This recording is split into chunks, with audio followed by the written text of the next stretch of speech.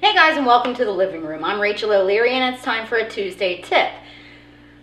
When my friend Kevin was here the other day, which you guys may remember from my 20,000 sub video, he gave me a lot of grief about not trimming my tanks. So I thought I would take this week as an opportunity to show you guys how I do actually trim my tanks. Now, how you trim, when you trim, and all of that really depends on what type of plants you're working with. In this tank, there's a few different strategies. So we're gonna dive in and I'm gonna show you up close the different types of plants and how to trim them properly. The most important thing to remember when you're doing a trim is that you're planning for a few weeks out. So you wanna trim more and bigger than how you actually want it to look right now. You're trimming for planned growth. So let's get started and I'll show you how to do it. So in this aquarium, I have rhizome plants. Those are your anubias, your ferns, and your buces. And when you trim those, you remove any leaves down to the rhizome that are either dying or dead or algae infested. I like to cut them with scissors, but you can also just pop them off with your fingernails. And as you pop them off, you'll see like a white meaty bit, and that means you got it the whole way. There's also carpeting plants. So the first thing I do when I'm getting ready to trim carpeting plants is to hover my siphon over the top of them to remove any mulm, and then I give them a pretty solid haircut. Now, since I'm not running CO2 or dosing fertilizers in this tank, I cut the hairgrass down just above the substrate, and that allows for all the energy of the plant's growth to go into roots, spreading it across the tank rather than the height. And then the in-between times, it will grow back in height. And once I get the full coverage I want, I can just trim the areas that need it that are longer than others. There's also a rosette plant in this tank, and that is that little sword in the front right hand side. And rosette plants are your swords, your lilies, and things like that. And with those, you just want to remove the damaged or dying leaves, or leaves that are too tall. Now, this variety of sword does not get very tall, but many swords available in the hobby. The leaves can break the surface or cover the surface, blocking the light from your other plants. So you want to remove the ones that are taller than you like. Now, you need to be careful when you're trimming these rosette plants that you don't uproot the whole thing. They have very large root bases, so you want to be careful of the stem of the plant. Now, this tank also has stem plants, and that's that Hydrocotyledon tripartia, that one that is draping across the whole tank. And even though I don't have this planted in a traditional manner, you treat it sort of the same way. If this was a traditionally planted stem plant, I would cut it off at the height that I want it and then replant the top, or you can pull the entire plant, cutting off the tops and only replanting those. And it depends on if you want them to spread or if you're just maintaining their appearance. If you're simply maintaining their appearance, you want to remove the whole plant and then replant the top. If you want them to cover, then you replant the top next to where you cut it off of the bottom. And that often has to be done weekly. The stem plants are what grow the fastest. So let's jump in here, and I'm going to do a small water change to drop my water line, clean my glass, vacuum a bit, and then we'll go into the actual trimming of the plants.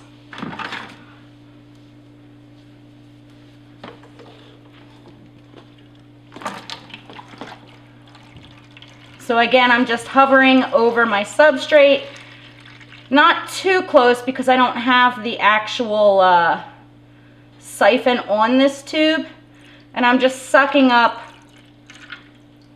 the debris that is caught in my hairgrass. And I'm going to do this until I've sucked out about 30% of the water.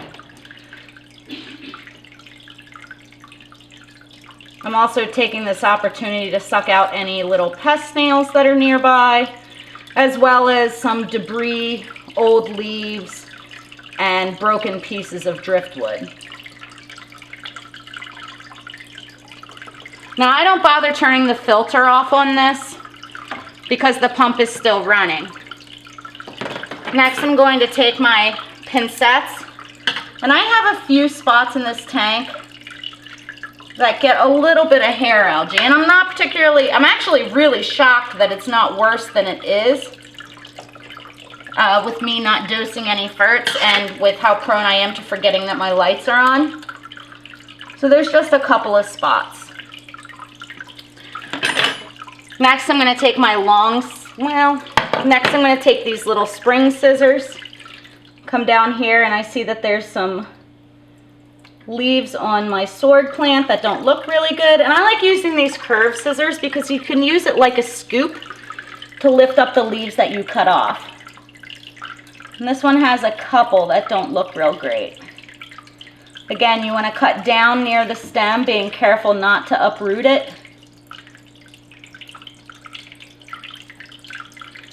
And then I just flip them up to the top where I can pull out the damaged leaves.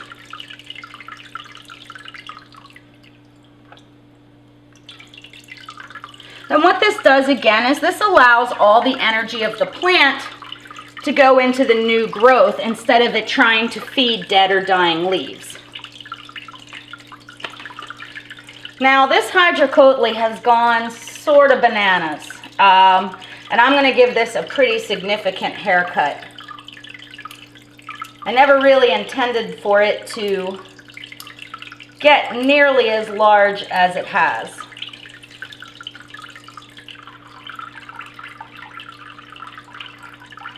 But it's done really well, and I guess I shouldn't be complaining about that. So I am going to try and harness it a bit and just chop off the spots I don't want. And again, the reason I'm doing this is because it's shading a lot of the areas that I want to get light, and I really want the hairgrass to have the opportunity to fill in completely. And with the hydrocotyledon covering so much of the tank, it's blocking the light from the substrate level. And I'll show you guys at the end how much of this I actually pull out. It's pretty impressive, really.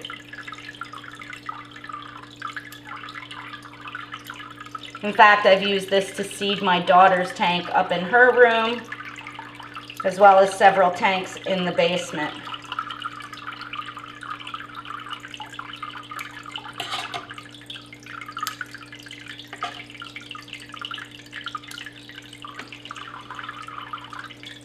I'm still leaving a fair amount in here, but it was never intended to cover the whole tank like this. I just wanted it to be an accent plant. And instead, it's sort of infiltrated every part of this tank in a very impressive manner.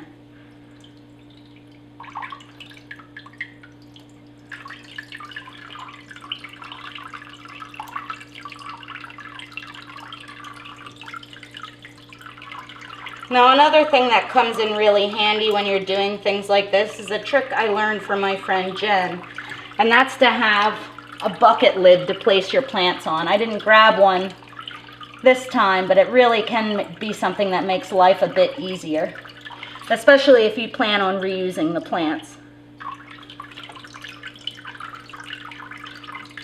Now, sometimes when you do these trims, it looks like you're removing so much plant.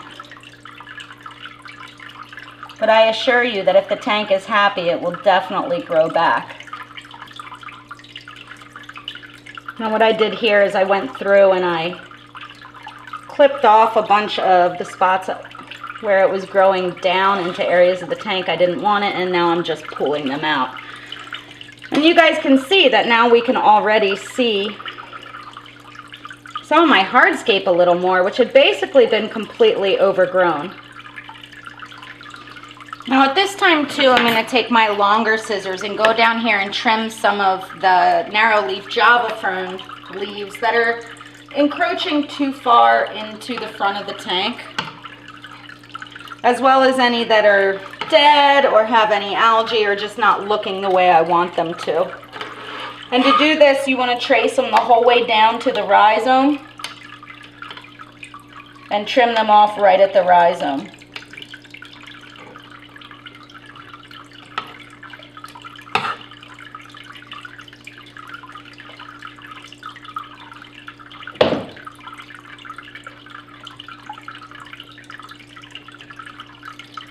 At this point too, if you were planning to clean any of your hardscape, you could take a toothbrush, a nail brush, or the like to do so. I don't bother. I will, however, take my razor blade and clean the glass.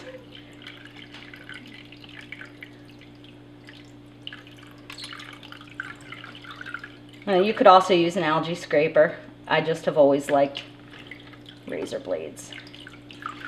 Now I'm going to take my spring scissors and trim my grass.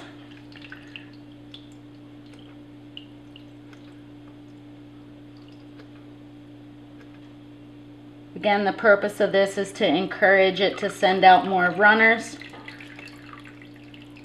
rather than putting all its energy into height.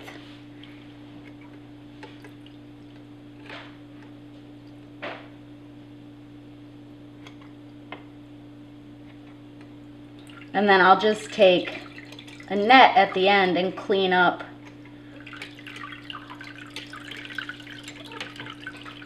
all the floating bits.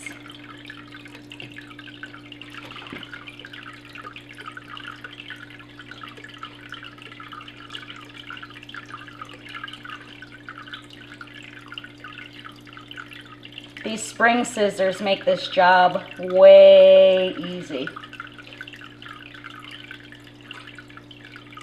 especially in a nano tank.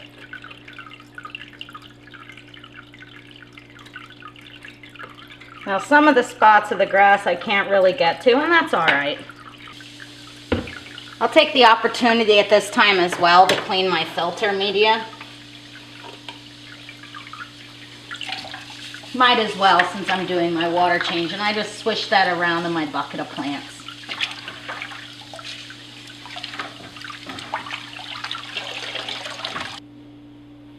So as you can see, I've removed quite a lot of plant mass from this tank. It's still a little bit cloudy, but it had gone to the point that I could barely see the fish. In fact, I was having a difficult time keeping track of how well everybody was doing, and I couldn't see any of my hardscape. Now I can keep a good eye on those chili rasboras and really see how well my blue shrimp are doing. Now I'll have a much easier time, at least for the next 2 weeks, seeing how my fish and shrimp are doing.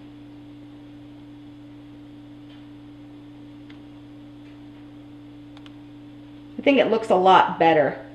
I mean, that's a pretty severe haircut, but I've been known to do that to myself as well to get more time in between trims.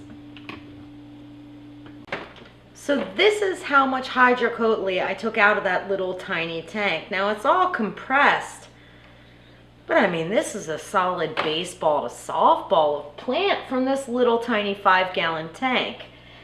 And I know this was quite a shocking haircut, but I'll update you guys in a couple weeks and you'll see that it will definitely grow back and even faster and healthier than it was before.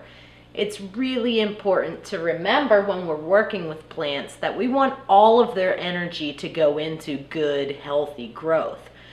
So removing dying leaves, dead leaves, or damaged leaves, as well as those with algae, just reinforces their ability to grow.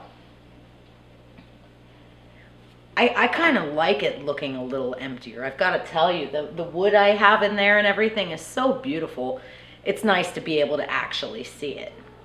Anyway, I hope that helps. Thank you guys for watching. Make sure you remember to subscribe so you don't miss any of my upcoming videos. Stop by my Facebook as well as my website, MsJinx.com, where you'll see my upcoming speaking engagements, my current stock list, and information on all things nano. As always, let me know below if you have any comments, suggestions, or questions.